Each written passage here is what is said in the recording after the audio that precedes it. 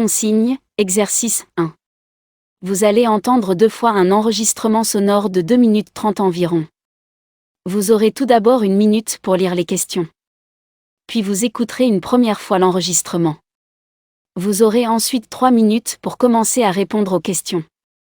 Vous écouterez une seconde fois l'enregistrement. Vous aurez encore 5 minutes pour compléter vos réponses.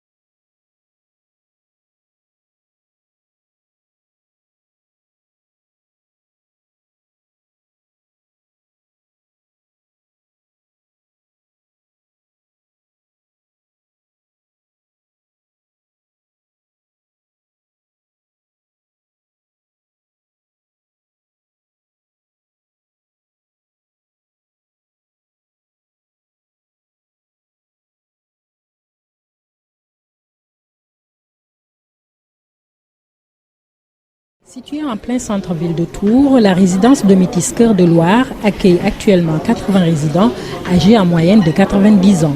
Cette moyenne d'âge a baissé en septembre avec l'arrivée d'une étudiante logée au sein de l'établissement.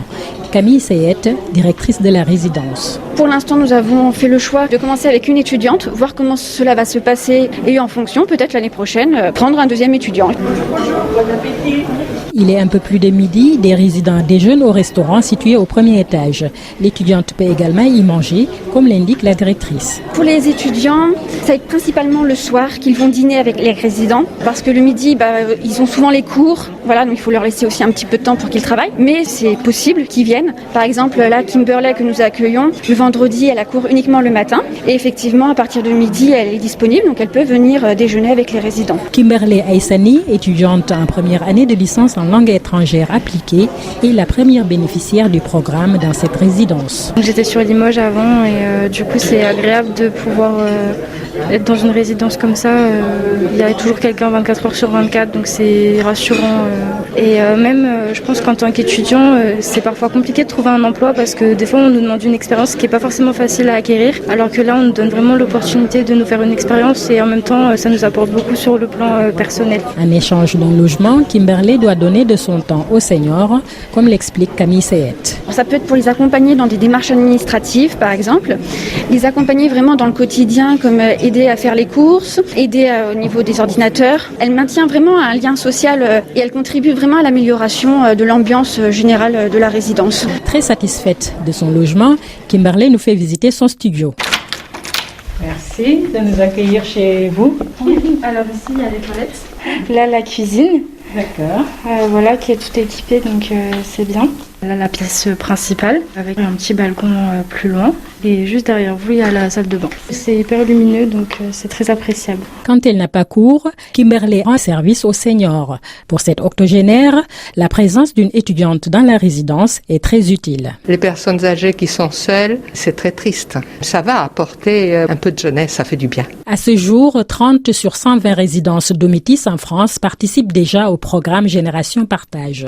Le groupe compte augmenter les logements étudiants dans ces maisons de retraite situées notamment dans les grandes villes universitaires.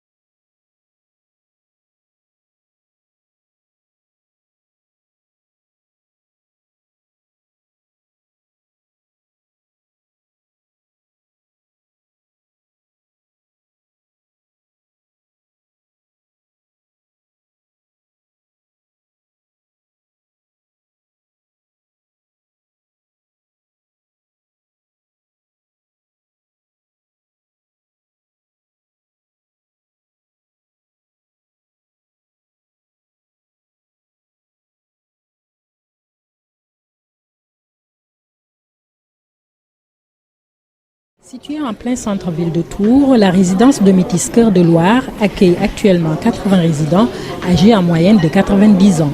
Cette moyenne d'âge a baissé en septembre avec l'arrivée d'une étudiante logée au sein de l'établissement. Camille Seyette, directrice de la résidence. Pour l'instant, nous avons fait le choix de commencer avec une étudiante, voir comment cela va se passer et en fonction, peut-être l'année prochaine, prendre un deuxième étudiant. Il est un peu plus de midi, des résidents déjeunent au restaurant situé au premier étage. L'étudiante peut également y manger, comme l'indique la directrice. Pour les étudiants, ça va être principalement le soir qu'ils vont dîner avec les résidents, parce que le midi, ils ont souvent les cours, voilà, donc il faut leur laisser aussi un petit peu de temps pour qu'ils travaillent. Mais c'est possible qu'ils viennent. Par exemple, là, Kimberley que nous accueillons, le vendredi, elle a cours uniquement le matin. Et effectivement, à partir de midi, elle est disponible, donc elle peut venir déjeuner avec les résidents. Kimberley Aïssani, étudiante en première année de licence en langue étrangère appliquée, est la première bénéficiaire du programme dans cette résidence. J'étais sur Limoges avant et du coup c'est agréable de pouvoir être dans une résidence comme ça. Il y a toujours quelqu'un 24 heures sur 24, donc c'est rassurant. Je pense qu'en tant qu'étudiant, c'est parfois compliqué de trouver un emploi parce que des fois on nous demande une expérience qui n'est pas forcément facile à acquérir, alors que là on nous donne vraiment l'opportunité de nous faire une expérience et en même temps ça nous apporte beaucoup sur le plan personnel. En échange d'un logement, Kimberley doit donner de son temps aux seniors, comme l'explique Camille Seyette. Ça peut être pour les accompagner dans des démarches administratives, par exemple, les accompagner vraiment dans le quotidien, comme aider à faire les courses, aider au niveau des ordinateurs. Elle maintient vraiment un lien social et elle contribue vraiment à l'amélioration de l'ambiance générale de la résidence. Très satisfaite de son logement, Kimberley nous fait visiter son studio. Merci de nous accueillir chez vous. Alors ici il y a les toilettes, là la cuisine. D'accord. Voilà, qui est tout équipé, donc c'est bien. Là, la pièce principale, avec un petit balcon plus loin. Et juste derrière vous, il y a la salle de bain. C'est hyper lumineux, donc c'est très appréciable. Quand elle n'a pas cours, Kimberley rend service aux seniors. Pour cette octogénaire, la présence d'une étudiante dans la résidence est très utile. Les personnes âgées qui sont seules, c'est très triste. Ça va apporter un peu de jeunesse, ça fait du bien. À ce jour, 30 sur 120 résidences Domitis en France participent déjà au programme Génération Partage. Le groupe compte augmenter les logements étudiants dans ces maisons de retraite situées notamment dans les grandes villes universitaires.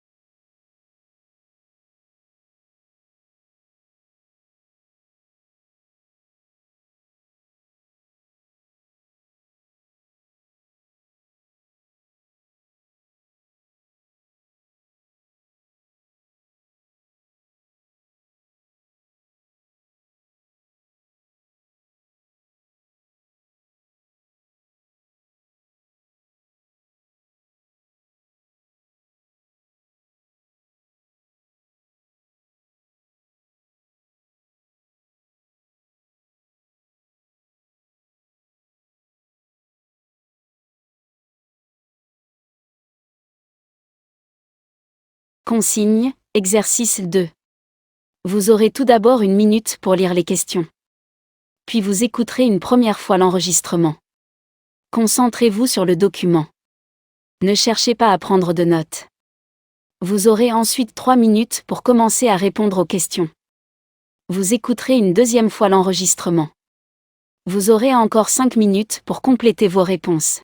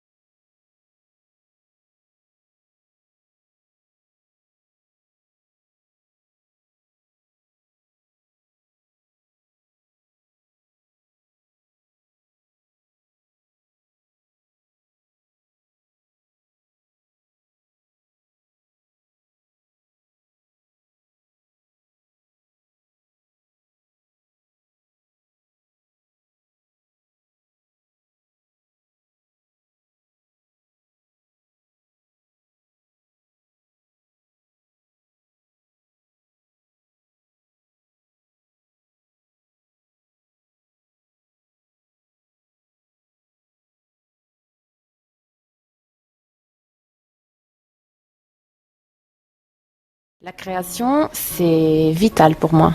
Je la prends dans tous ses aspects. La création esthétique et la création d'un produit, la création de son utilité et la création de quelque chose qui ait du sens. Pour moi, tout ça, ça va ensemble. Claudia Calcina, créatrice de Klaus, une marque de parasols et parapluies. J'aimais bien la lettre K, il fallait que ça sonne bien, que ça soit musical, voilà. C'est un choix que j'ai fait, mais c'est un choix purement esthétique. Claudia Calcina est née en Sardaigne. Elle est venue à Paris pour terminer ses études grâce au programme Erasmus. Elle a ensuite travaillé dans le domaine de l'agriculture.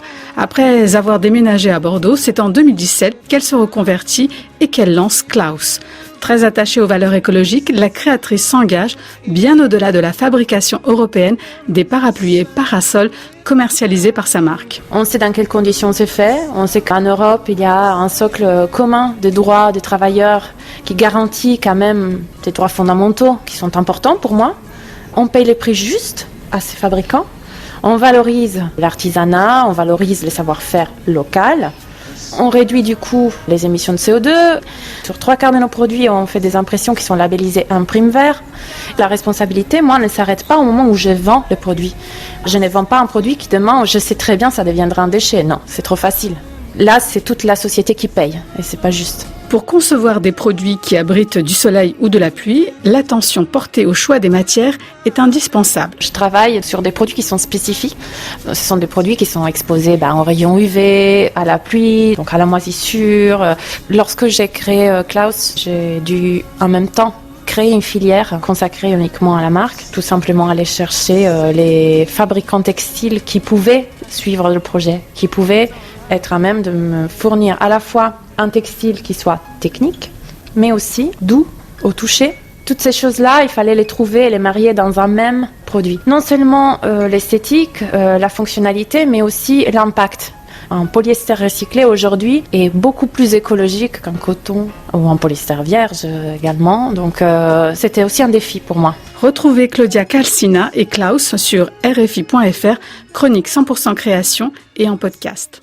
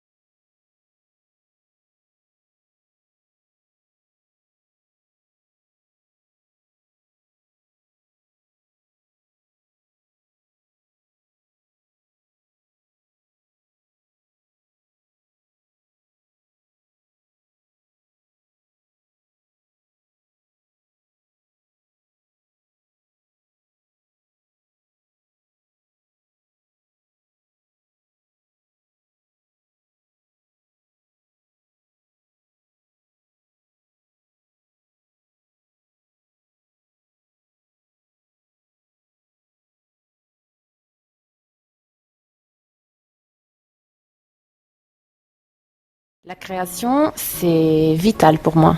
Je la prends dans tous ses aspects. La création esthétique et la création d'un produit, la création de son utilité et la création de quelque chose qui ait du sens. Pour moi, tout ça, ça va ensemble. Claudia Calcina, créatrice de Klaus, une marque de parasols et parapluies. J'aimais bien la lettre K, il fallait que ça sonne bien, que ça soit musical, voilà. C'est un choix que j'ai fait, mais c'est un choix purement esthétique. Claudia Calcina est née en Sardaigne. Elle est venue à Paris pour terminer ses études grâce au programme Erasmus. Elle a ensuite travaillé dans le domaine de l'agriculture. Après avoir déménagé à Bordeaux, c'est en 2017 qu'elle se reconvertit et qu'elle lance Klaus.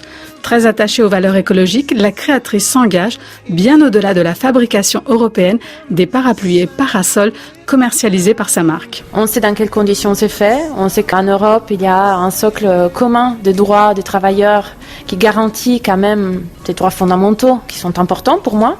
On paye les prix justes à ces fabricants. On valorise l'artisanat, on valorise les savoir-faire locaux. On réduit du coup les émissions de CO2. Sur 3/4 de nos produits, on fait des impressions qui sont labellisées Imprime Vert. La responsabilité, moi, ne s'arrête pas au moment où je vends le produit. Je ne vends pas un produit qui demain, je sais très bien, ça deviendra un déchet. Non, c'est trop facile. Là, c'est toute la société qui paye et c'est pas juste. Pour concevoir des produits qui abritent du soleil ou de la pluie, l'attention portée au choix des matières est indispensable. Je travaille sur des produits qui sont spécifiques. Ce sont des produits qui sont exposés aux rayons UV, à la pluie, donc à la moisissure. Lorsque j'ai créé Klaus, j'ai dû en même temps créer une filière consacrée uniquement à la marque, tout simplement aller chercher les fabricants textiles qui pouvaient suivre le projet, qui pouvaient être à même de me fournir à la fois un textile qui soit technique, mais aussi doux au toucher. Toutes ces choses-là, il fallait les trouver et les marier dans un même produit. Non seulement l'esthétique, la fonctionnalité, mais aussi l'impact. Un polyester recyclé aujourd'hui est beaucoup plus écologique qu'un coton ou un polyester vierge également. Donc c'était aussi un défi pour moi. Retrouvez Claudia Calcina et Klaus sur rfi.fr, chronique 100% création et en podcast.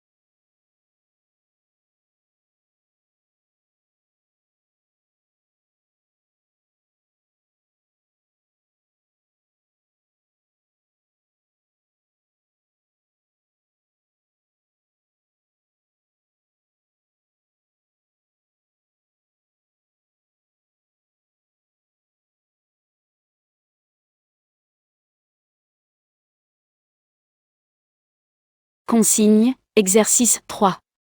Vous aurez tout d'abord 1 minute pour lire les questions. Puis vous écouterez une première fois l'enregistrement. Vous aurez ensuite 3 minutes pour commencer à répondre aux questions. Vous écouterez une deuxième fois l'enregistrement.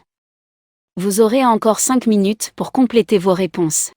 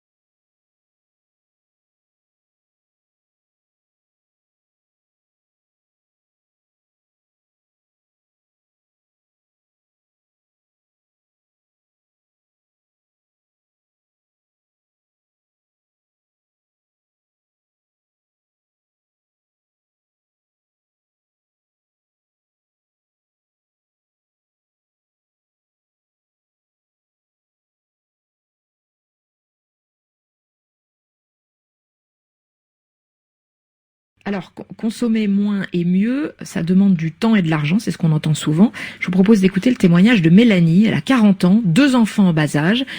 Cette mère célibataire trie ses déchets, prend les transports en commun, surveille sa consommation d'eau et d'électricité. Et elle est pourtant au bord du burn-out écologique. Elle s'est confiée au micro d'Inès Edel Garcia. Sur les réseaux sociaux, principalement sur les médias traditionnels, moi je vois de plus en plus et quasiment tous les jours des recettes pour faire votre déodorant, des recettes pour faire votre lessive, des recettes pour faire votre pain. Un jour, on aura peut-être des recettes pour faire l'essence de voiture. Enfin, à un moment donné, ça va trop loin. Déjà, moi j'ai pas le temps, mais en plus j'ai beaucoup d'interrogations sur le fait que même si toutes ces petites choses mises bout à bout, toutes ces fourmis invisibles que nous sommes, on essaye de faire des petites choses. Je m'interroge quand même sur ce que ça peut rapporter, même dans quelques années, versus des énormes industries partout dans le monde qui polluent H24 et qui, elles, ne font rien. Dana Castro, bonjour. Bonjour. Vous êtes psychologue clinicienne à Paris. Comment limiter les émotions toxiques, celles qui nuisent à notre équilibre et aussi à nos relations avec les autres ? Eh bien, la première chose à faire, c'est de les reconnaître, de comprendre qu'elles sont toxiques. Et en fait, reconnaître, ça veut dire pouvoir les nommer et comprendre qu'elles sont toxiques. Alors, comment on sait qu'elles sont toxiques? C'est qu'elles vont empiéter sur notre bien-être au quotidien. Par exemple, quand on se prend la tête avec une culpabilité, ah, j'aurais dû, c'est pas bien, j'aurais fait ci et tout, et que ça nous prend vraiment la plupart du temps et la plupart de la tête, ça veut dire qu'elles deviennent toxiques et qu'elles nous empêchent à la fois de comprendre la cause réelle de cette émotion et à la fois d'agir en conséquence, ou alors d'agir d'une manière inadaptée. Et justement, à l'inverse, émotions toxiques, est-ce qu'il y a d'autres émotions là qu'on a plutôt intérêt à cultiver ? Bien sûr, nous avons ce qu'on appelle des émotions primaires qui sont l'amour, la joie, la tristesse, la colère. Ce sont des émotions universelles et qui ont vraiment une fonction très importante dans nos psychismes parce que ce sont des signaux. Quand on a peur, on sait qu'il faut se protéger. Quand on est amoureux, quand on éprouve de la joie, on sait qu'il faut vraiment en profiter de ce moment. Ngoné Magin est né et a grandi à Dakar. Au Sénégal, la bijouterie est un métier qui se transmet de génération en génération. N'étant pas issu d'une famille de bijoutiers, c'est à Paris que Ngoné Magin découvre sa passion pour les bijoux. Aujourd'hui, la créatrice associe des femmes de la Maison Rose au Sénégal, victimes de violences conjugales, pour la réalisation de ses collections. Pour moi, c'était important de faire ce travail avec elles. On a nié leurs droits, mais je pense qu'à travers l'artisanat d'art, elles peuvent apprendre un métier. Je me sens impliquée dans l'essor économique du continent. Donc je travaille avec des artisans bijoutiers au Sénégal, perliers, etc. Ça permet de sauvegarder certains savoir-faire ancestraux comme la filigrane. Je trouve que ce travail est tellement magnifique qu'il nous appartient, à nous les Africains, de préserver ce savoir-faire. La créatrice est attirée par des matières qui racontent une histoire, à l'instar du cori, ce petit coquillage dont elle a fait l'emblème de sa marque, comme une trame, un pont entre deux pays.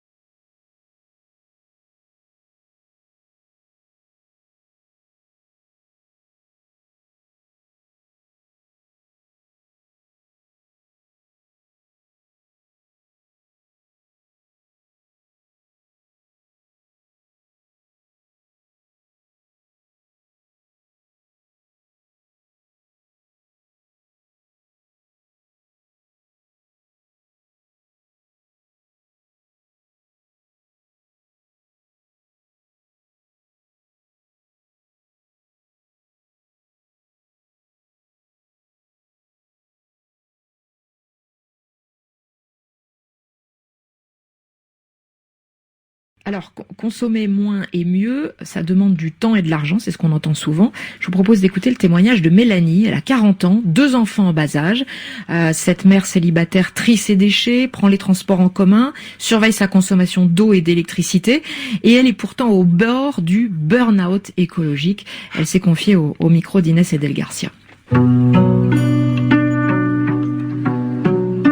Sur les réseaux sociaux, principalement sur les médias traditionnels, moi je vois de plus en plus et quasiment tous les jours des recettes pour faire votre déodorant, des recettes pour faire votre lessive, des recettes pour faire votre pain. Un jour, on aura peut-être des recettes pour faire l'essence de voiture. Enfin, à un moment donné, ça va trop loin. Déjà, moi j'ai pas le temps, mais en plus j'ai beaucoup d'interrogations sur le fait que même si toutes ces petites choses mises bout à bout, toutes ces fourmis invisibles que nous sommes, on essaye de faire des petites choses. Je m'interroge quand même sur ce que ça peut rapporter, même dans quelques années, versus des énormes industries partout dans le monde qui polluent H24 et qui, elles, ne font rien. Dana Castro, bonjour. Bonjour. Vous êtes psychologue clinicienne à Paris. Comment limiter les émotions toxiques, celles qui nuisent à notre équilibre et aussi à nos relations avec les autres ? Eh bien, la première chose à faire, c'est de les reconnaître, de comprendre qu'elles sont toxiques. Et en fait, reconnaître, ça veut dire pouvoir les nommer et comprendre qu'elles sont toxiques. Alors, comment on sait qu'elles sont toxiques? C'est qu'elles vont empiéter sur notre bien-être au quotidien.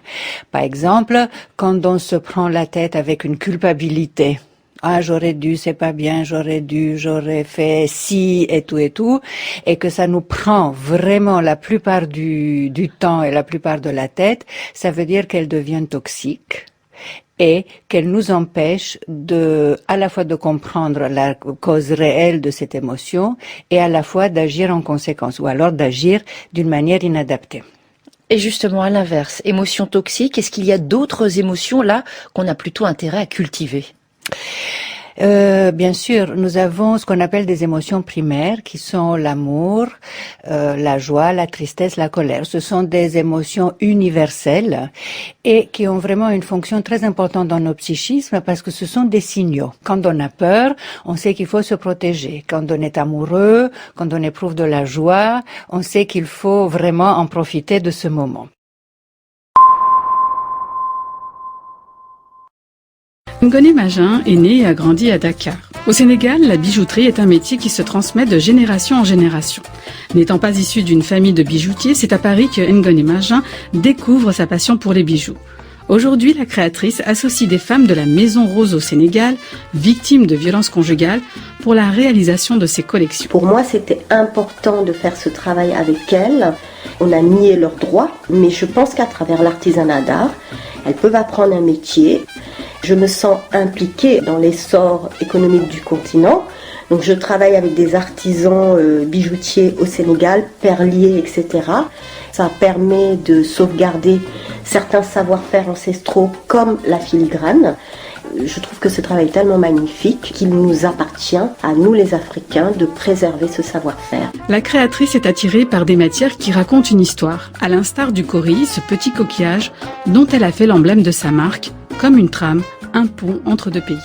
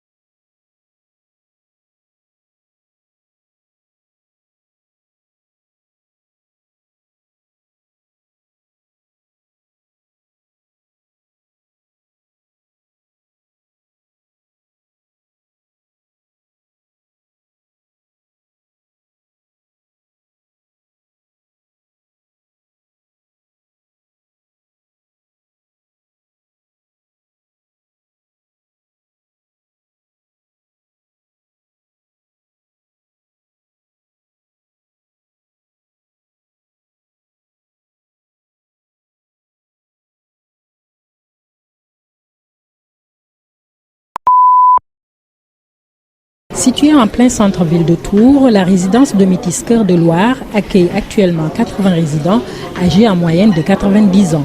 Cette moyenne d'âge a baissé en septembre avec l'arrivée d'une étudiante logée au sein de l'établissement. Camille Seyette, directrice de la résidence. Pour l'instant, nous avons fait le choix de commencer avec une étudiante, voir comment cela va se passer et en fonction, peut-être l'année prochaine, prendre un deuxième étudiant. Il est un peu plus de midi, des résidents déjeunent au restaurant situé au premier étage. L'étudiante peut également y manger, comme l'indique la directrice. Pour les étudiants, ça va être principalement le soir qu'ils vont dîner avec les résidents, parce que le midi, ils ont souvent les cours, voilà, donc il faut leur laisser aussi un petit peu de temps pour qu'ils travaillent, mais c'est possible qu'ils viennent. Par exemple, là, Kimberley que nous accueillons, le vendredi, elle a cours uniquement le matin, et effectivement, à partir de midi, elle est disponible, donc elle peut venir déjeuner avec les résidents. Kimberley Aïssani, étudiante en première année de licence en langue étrangère appliquée, est la première bénéficiaire du programme dans cette résidence. J'étais sur Limoges avant et du coup c'est agréable de pouvoir être dans une résidence comme ça. Il y a toujours quelqu'un 24 heures sur 24, donc c'est rassurant. Et même je pense qu'en tant qu'étudiant, c'est parfois compliqué de trouver un emploi parce que des fois on nous demande une expérience qui n'est pas forcément facile à acquérir, alors que là on nous donne vraiment l'opportunité de nous faire une expérience et en même temps ça nous apporte beaucoup sur le plan personnel. En échange d'un logement, Kimberley doit donner de son temps aux seniors, comme l'explique Camille Seyette. Ça peut être pour les accompagner dans des démarches administratives, par exemple, les accompagner vraiment dans le quotidien, comme aider à faire les courses, aider au niveau des ordinateurs. Elle maintient vraiment un lien social et elle contribue vraiment à l'amélioration de l'ambiance générale de la résidence. Très satisfaite de son logement, Kimberley nous fait visiter son studio. Merci de nous accueillir chez vous. Alors ici il y a les toilettes, là la cuisine. D'accord. Voilà, qui est tout équipé, donc c'est bien. Là, la pièce principale, avec un petit balcon plus loin.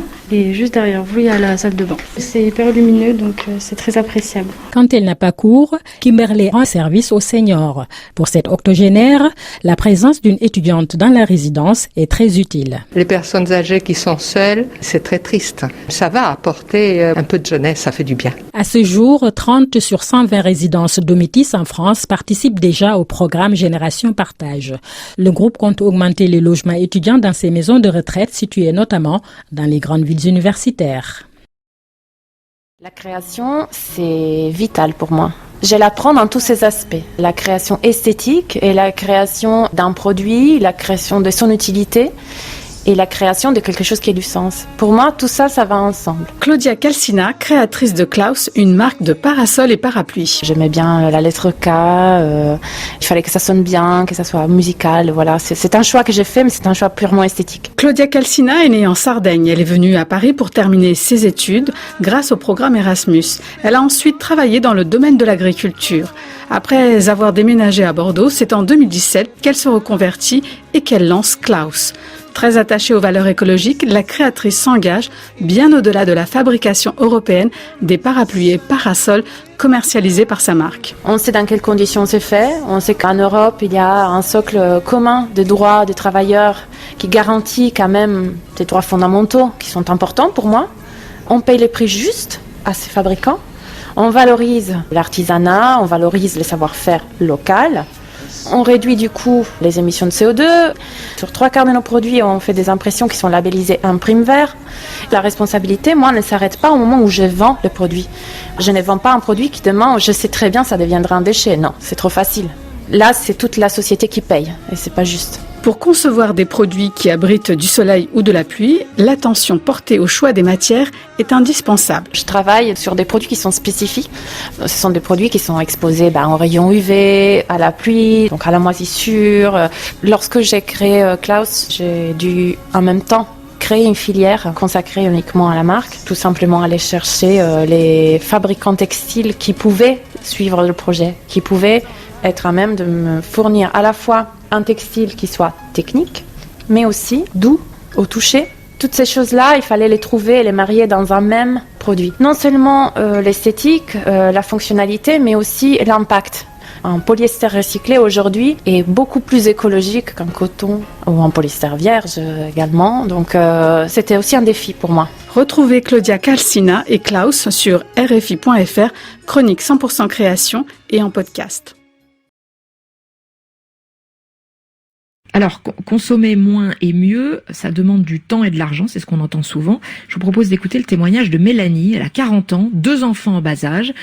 Cette mère célibataire trie ses déchets, prend les transports en commun, surveille sa consommation d'eau et d'électricité. Et elle est pourtant au bord du burn-out écologique. Elle s'est confiée au micro d'Inès Edel Garcia. Sur les réseaux sociaux, principalement sur les médias traditionnels, moi je vois de plus en plus et quasiment tous les jours des recettes pour faire votre déodorant, des recettes pour faire votre lessive, des recettes pour faire votre pain. Un jour, on aura peut-être des recettes pour faire l'essence de voiture. Enfin, à un moment donné, ça va trop loin. Déjà, moi j'ai pas le temps, mais en plus j'ai beaucoup d'interrogations sur le fait que même si toutes ces petites choses mises bout à bout, toutes ces fourmis invisibles que nous sommes, on essaye de faire des petites choses.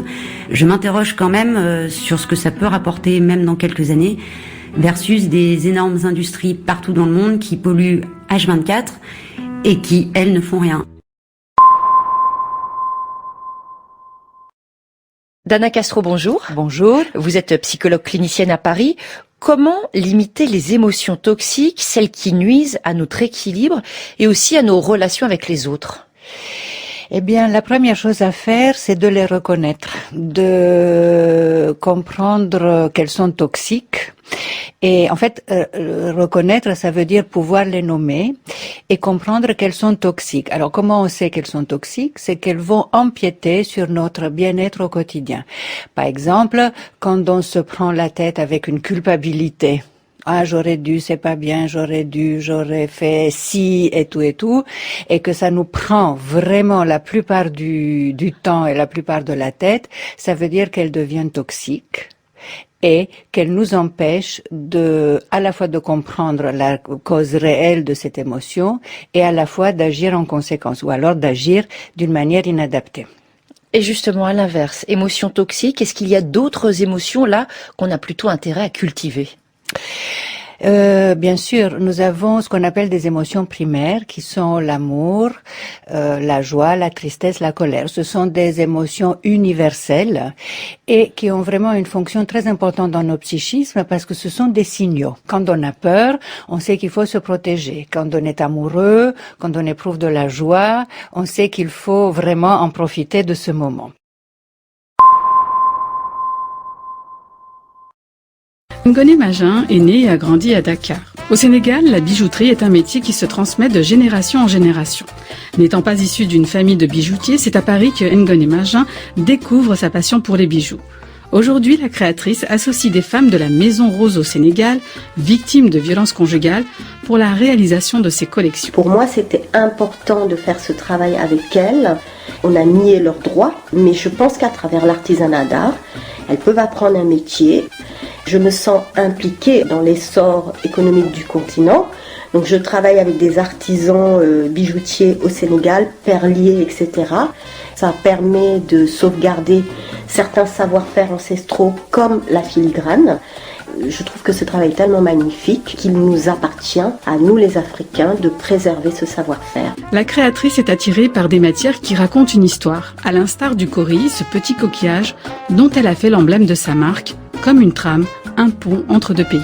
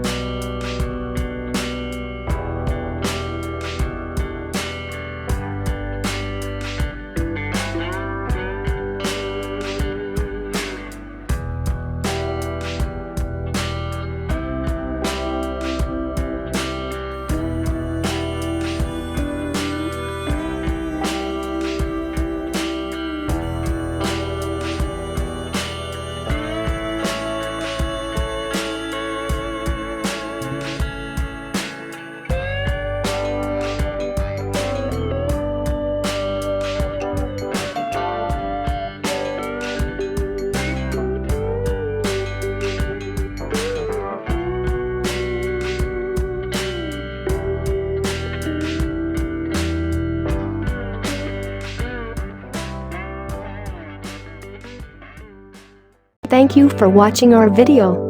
Like and subscribe our channel for more amazing videos. Also, don't forget to share it with your friends. Contact French NU to learn French language. We provide online classes for DELF preparation, TEF preparation, academic course preparation for kids, and accent improvement. Call or WhatsApp at 98706966926 or email at linguistic.fr@gmail.com.